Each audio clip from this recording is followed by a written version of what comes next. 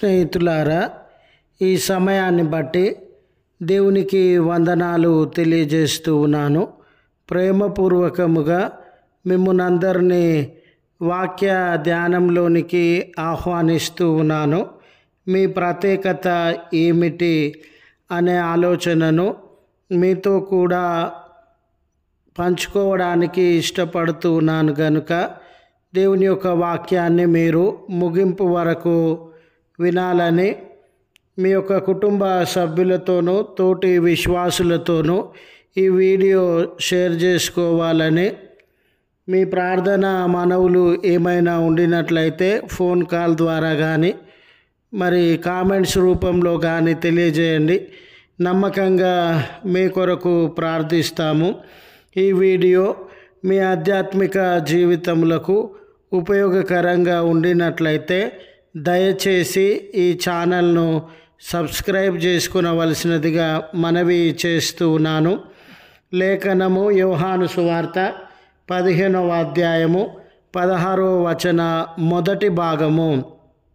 నేను మిమ్మును ఏర్పరచుకొని నియమించి తిని.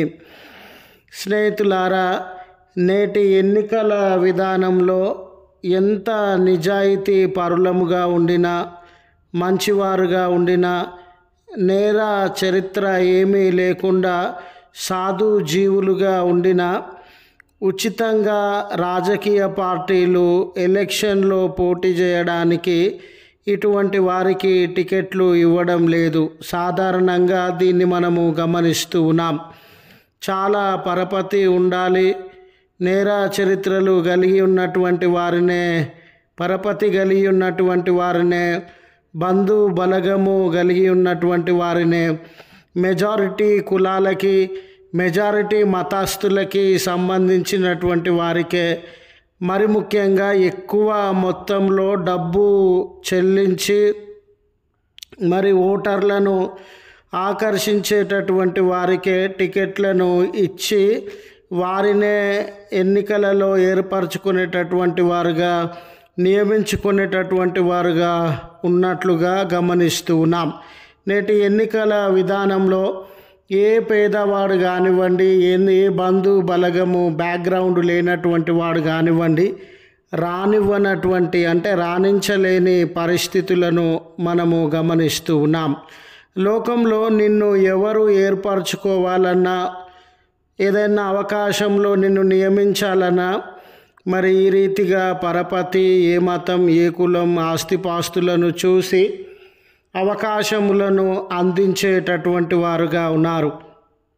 అయితే దేవుడు తన యందు విశ్వాసం ఉంచినటువంటి బిడ్డలను వాళ్ళ పరపతి ఏంటి, బంధు బలగం ఏంటి, డబ్బు ఏంటి, వారి దగ్గర ఎటువంటి ఆస్తుపాస్తులు ఉన్నవి, వారు ఏ ప్రాంతానికి, ఏ కులానికి, ఏ మతానికి చెందినటువంటి వారు అని యోచించక దేవుడు తన యందు విశ్వాసం ఉంచినటువంటి బిడ్డలను ఈ లోకంలో ఎవ్వరికీ లేనటువంటి ఆధిక్యత కలిగిన స్థితిలో నియమించినటువంటి వాడుగా ఉన్నాడు.